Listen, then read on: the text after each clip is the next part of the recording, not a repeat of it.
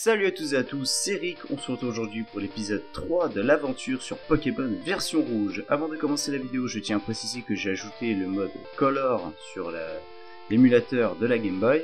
C'est pour ajouter un côté un peu plus animé au let's play, parce que c'est vrai que noir et blanc ça fait un peu bof. Donc clairement là on va pouvoir observer les teintes de couleurs pour les différentes villes. Donc là on est toujours sur la teinte de couleur de Argenta, comme je vous l'ai dit dans les épisodes précédents. Et donc aujourd'hui on va s'attaquer au mont Sélénite. Alors l'équipe, je les ai tous montés au même niveau, tous au niveau 19. J'ai entraîné U-Bot, pour l'instant rien ne s'est passé, mais bon, le jeune homme qui m'a dit à Argenta que se passait que des bonnes choses, même quand on entraînait les beaux Pokémon, les Pokémon les plus faibles. J'y crois encore. Alors le mont Sélénite, la toute première montagne du jeu, un endroit assez spécial qui m'a marqué moi étant jeune, surtout parce que le mont Sélénite, il regorge de Racaillou, de Paras et de Mélofée. Mélofée, Pokémon très rare, il tourne aussi la rumeur autour de Mélofée, comme quoi Mélofée, il y a la pierre lune qui tombe au mont Sélénite qui fait évoluer Mélofée. La pierre lune ne fait pas évoluer que Mélofée, elle fait aussi évoluer mon doudou en gros doudou. Les Nidoran, donc Nidoran et Nidoran mâle, Nidoran femelle, donc leurs évolutions Nidorina, Nidorino en Nidoking et en Nidoqueen, et il me semble que c'est tout. Donc pour l'instant c'est déjà bien assez, et donc il y a tellement de rumeurs autour de ce lieu, ne serait-ce qu'avec les Mélofées, etc., que ça en fait un lieu hilarique pour tous les dresseurs de Pokémon et un lieu à visiter à Kanto aussi. Très important.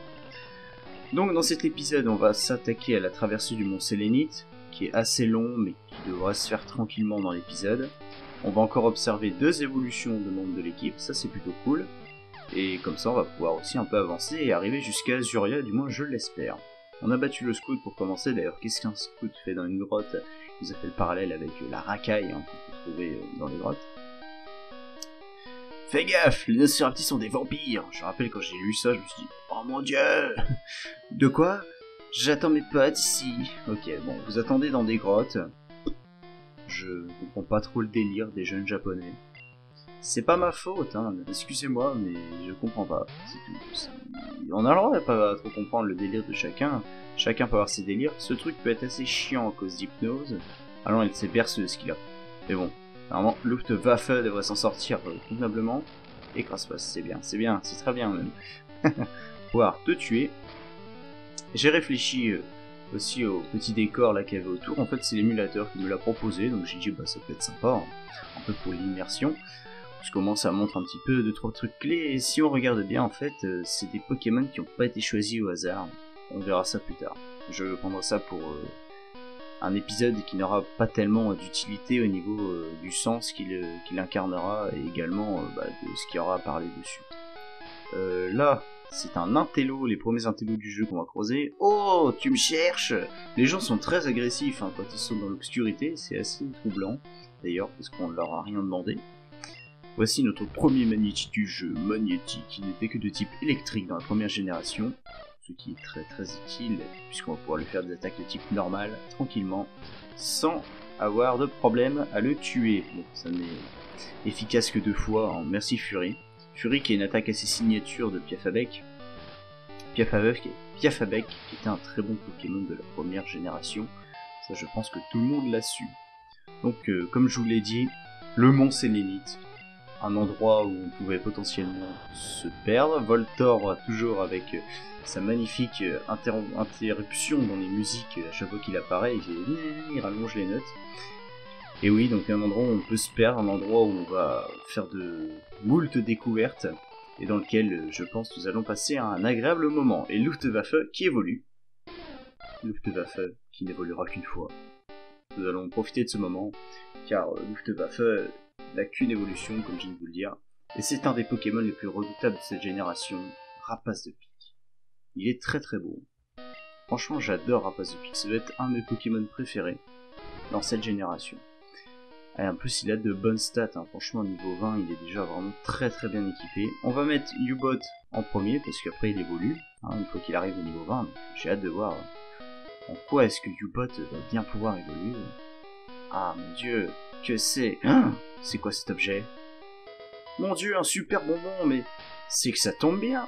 Attendez, super bonbon à U-Bot. Où es-tu U-Bot? Il est là. U-Bot monte niveau 20. Oh mon dieu, U-Bot évolue!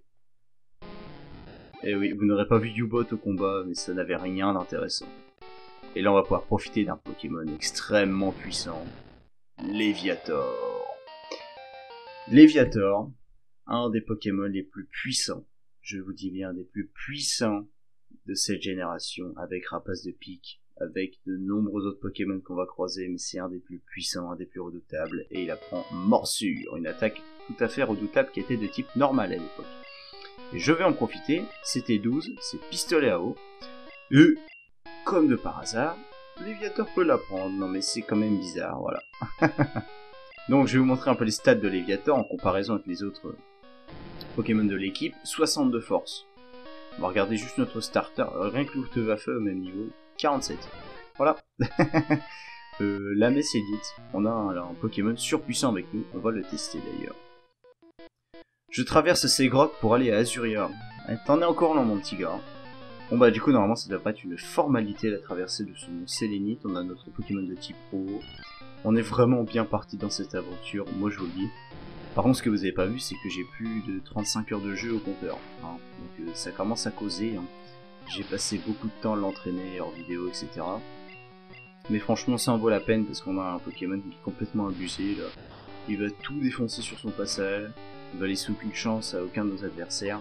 C'est ça que je voulais. C'est atomiser tout le monde parce que je suis le meilleur dresseur du monde. De la future légende. Je ne suis pas raide, hein. C'est pareil.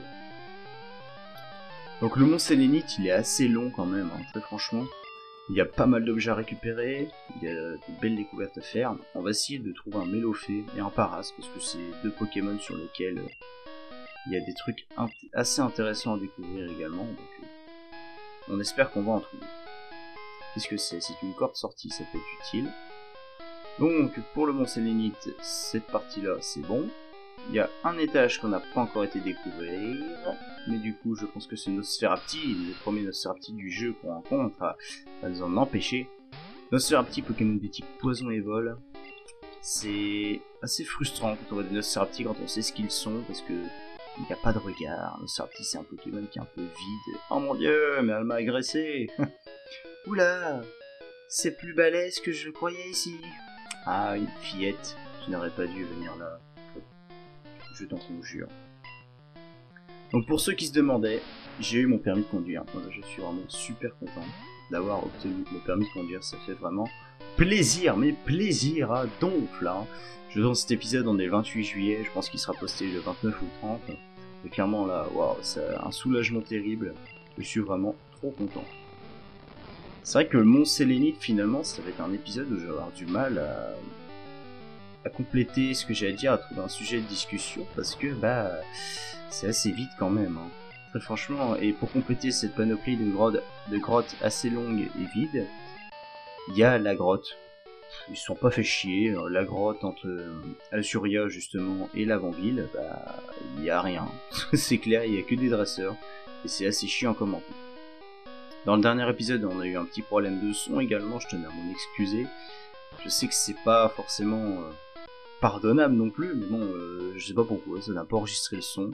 Et encore, je suis vraiment super content que ce soit que le son du jeu et pas le son de ma voix, sinon franchement j'aurais les boules. Le Sbire Rocket, mon dieu, c'est ça la Team Rocket, des mecs avec des fouets et un béret, on analysera leur sprite après. Je parlais, du coup j'ai vraiment pas fait gaffe à ce que je faisais. Mais c'est notre premier sbire de la Team Rocket et on cerne assez mal leurs intentions. On sait que forcément ils sont pas gentils parce que tout ce qu'on nous a dit sur eux avant, on n'allait pas se dire que la Team Rocket c'était des gens cool et tout. Non, mais on comprend pas non plus ce qu'ils veulent, qui ils sont et pourquoi ils sont là. C'est vrai que c'est assez spécial à cerner les gens de Team Rocket. Non, on sait pas. Mais nous n'allons pas tarder à le découvrir. Donc il y a des Pokémon qui sont assez basiques, hein, c'est Sablette, Rattata, Nosferapti. Team Rocket c'est toujours ça et ça n'a pas changé depuis la première génération du coup. C'est souvent ce qu'on a fait dans tous les jeux Pokémon, avec des Pokémon assez banals, en général assez team parce que on pouvait pas non plus leur mettre des Pokémon trop forts.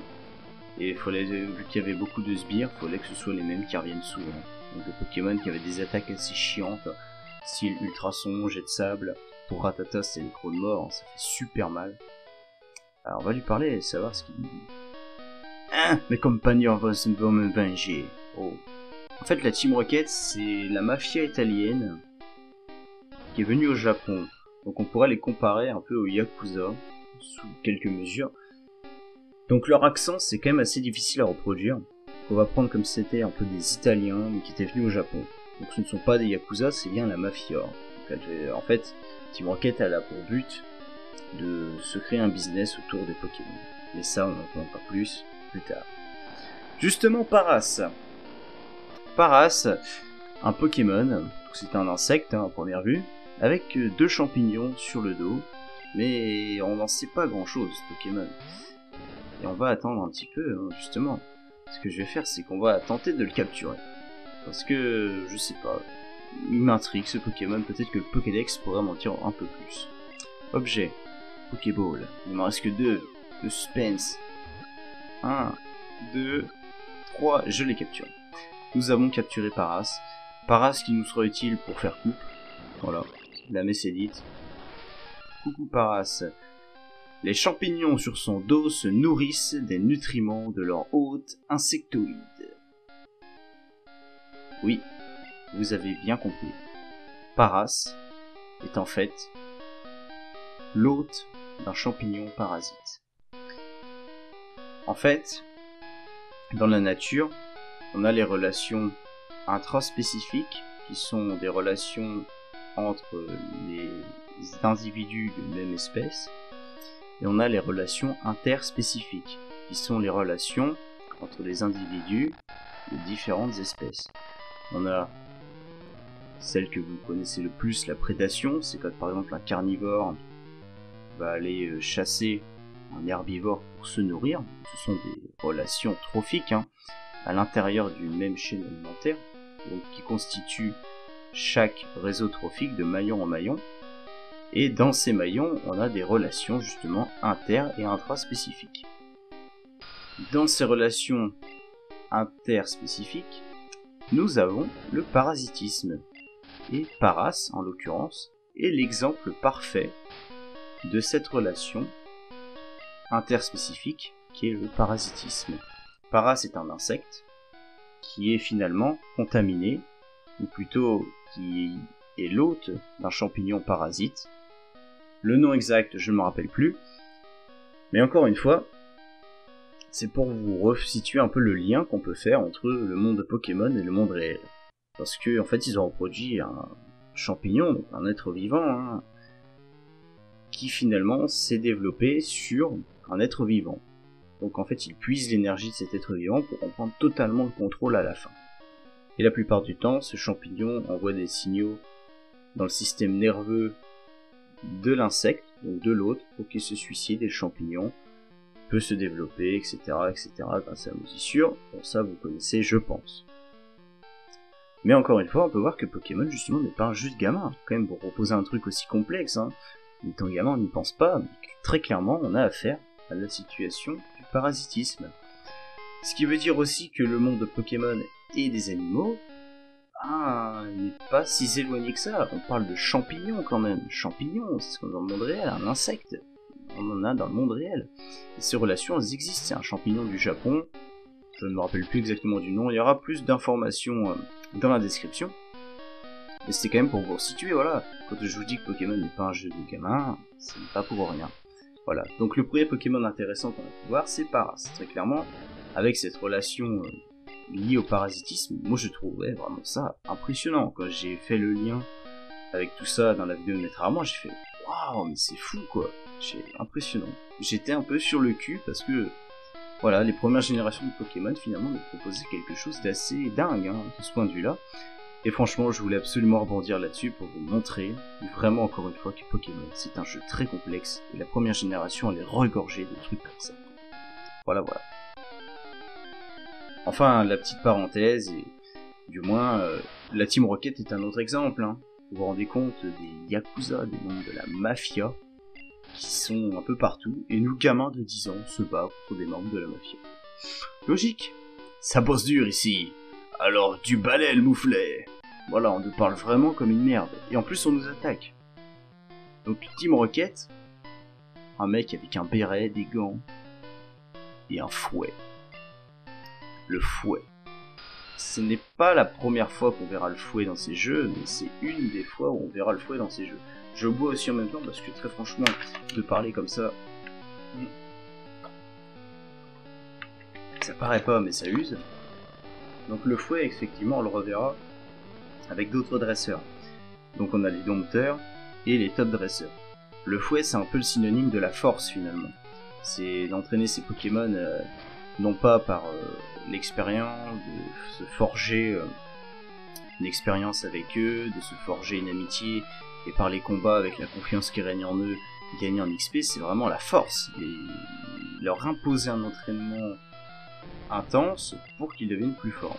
C'est l'idée de la Team Rocket. Des Pokémon bruts, des Pokémon qui pourraient... Ah, l'attaque ligotage, ça le prix. Là, on n'a pas fini. Donc des Pokémon bruts qui peuvent avoir des attaques vraiment très contraignantes. Des Pokémon qui vont principalement jouer sur la force. C'est l'esprit de la Team Rocket parce que c'est une organisation qui a un but criminel. Donc forcément, ils vont pas se battre avec des rondoudous et des mélophées.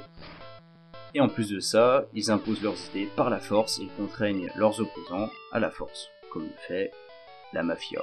Là, jusqu'ici, rien de bien impressionnant. Oh, on trouve de l'huile. Je vais pouvoir réparer le moteur de ma moto. Je manquais d'huile moteur. Non, l'huile, ce n'est pas de l'huile pour les véhicules, d'ailleurs, il n'y a pas le parallèle aux véhicules dans Pokémon. Juste une fois, je vous montrerai.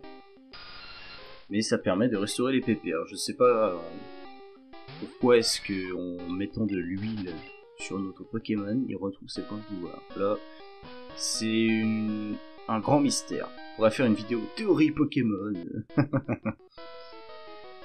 Tu es aussi venu pour explorer? Encore, vous voyez, de l'élixir. On comprend, de l'élixir. Oui, c'est normal, de l'élixir, c'est une espèce de potion magique qui restaurerait les points de pouvoir de tes Pokémon. Là, oui, y a pas de problème, mais... de l'huile. Hein, que c'est l'huile pour dire élixir en moins bien, mais clairement là... Ouais, enfin je sais pas, bizarre. Ce n'est pas grave. Un gamin dans une grotte, encore une fois. Des fillettes, des gamins, des scouts, des intellos. Bon, les intellos, alors ça peut se comprendre, parce que les intellos, c'est souvent des gens qui sont un peu méprisés par la société. Et ça se voit encore de plus en plus aujourd'hui. Hein, on dit souvent, ouais, t'es un lèche-cul, machin, t'as des bonnes notes. C'est vrai que le travail, même le travail scolaire, n'est pas vraiment bien valorisé dans la société, surtout quand on est jeune. Ce que je trouve vraiment dommage, parce que quelqu'un qui comprend qu'il faut vraiment travailler dès le plus jeune âge, c'est quelqu'un qui finalement a potentiellement des chances d'aller loin dans la vie. Car la vie, c'est le travail. La vie, c'est un combat perpétuel. Et c'est vraiment être habitué à avoir les choses par le travail, par la dure labeur, et vraiment se défoncer pour avoir quelque chose. Se défoncer dans le sens vraiment bosser, tout donner. Voilà, c'était la petite morale. Ah, tu m'as fait peur, quoi, mais t'es qu'un mioche! Et il m'attaque. Oui, les gens sont complètement tarés.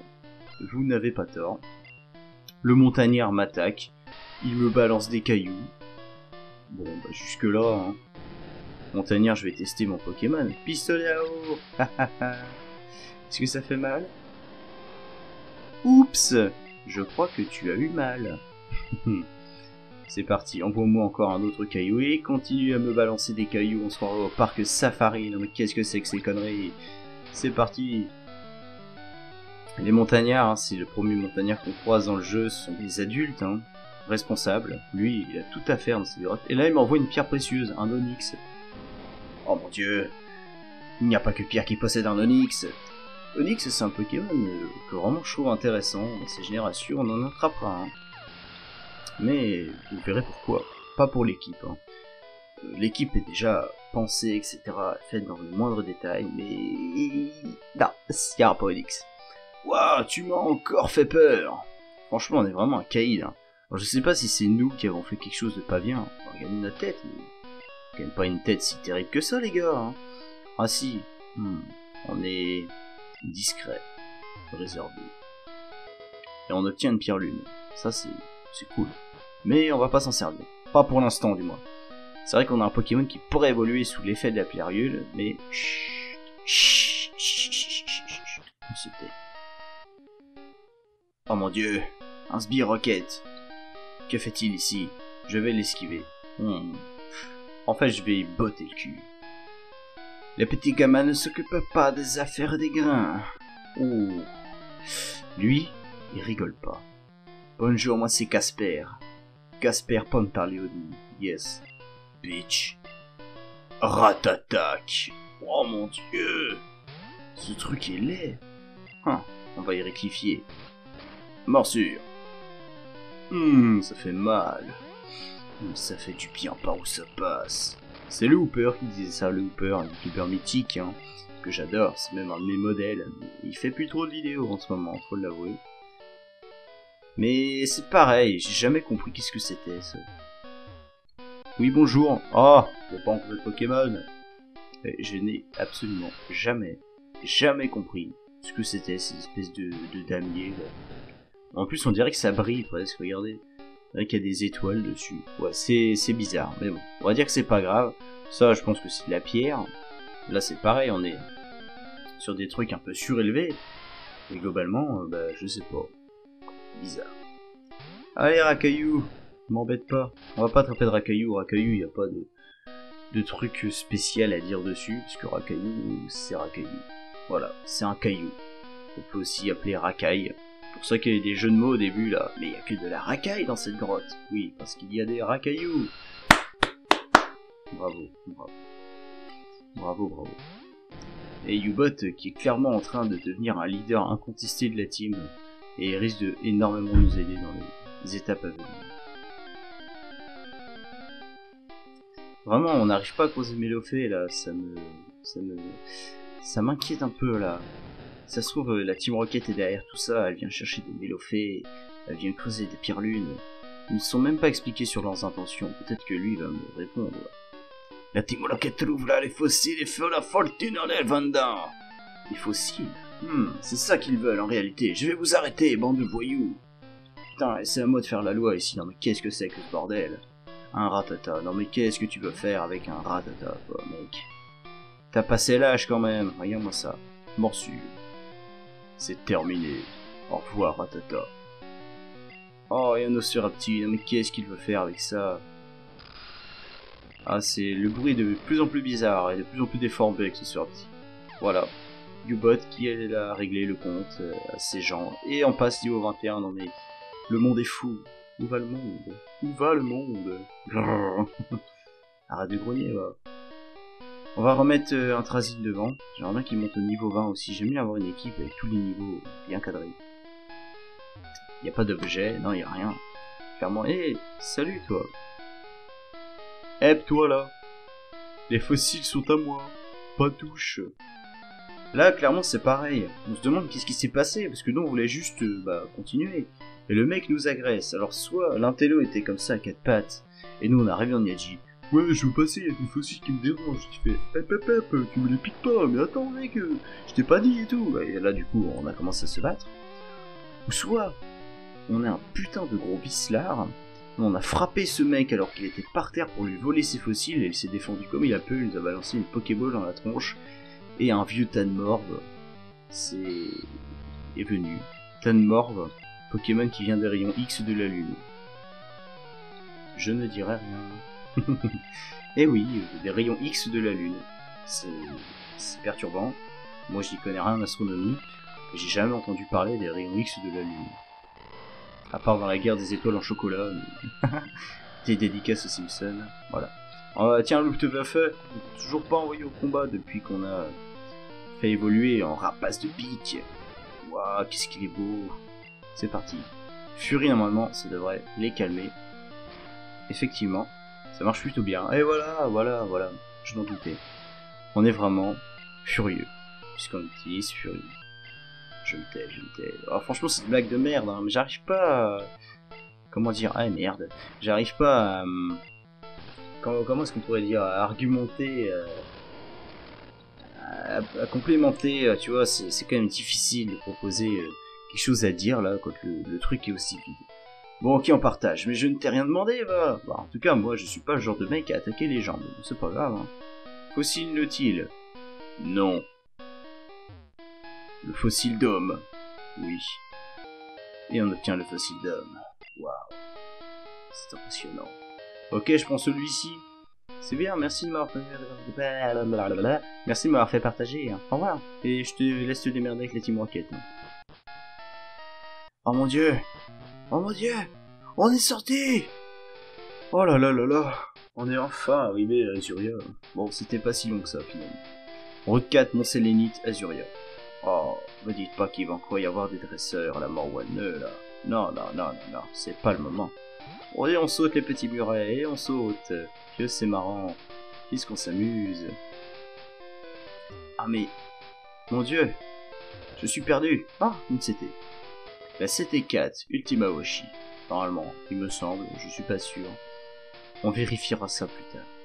On va même pas aller dans les hautes herbes. J'ai la flemme. Je veux juste aller à Azuria. Waouh! Voilà, le bleu azuré d'Azuria, c'est confirmé. C'est totalement confirmé. On est totalement dans le truc de Azuria. Le délire d'Azuria, on y est là. Clairement, on pouvait pas être plus immergé dans le truc.